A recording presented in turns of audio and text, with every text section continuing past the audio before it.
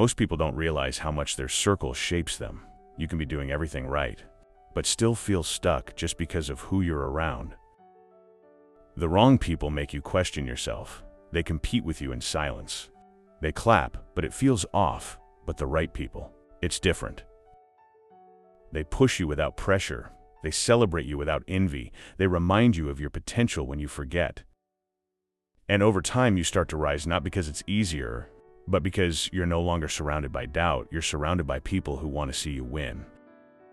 Moral of the story: who you keep around you will either quietly limit you or silently elevate you. Choose people who want to see you win, and you'll start becoming someone who actually does. If anything in this video caught your eye, just tap the links to grab it. Appreciate you watching.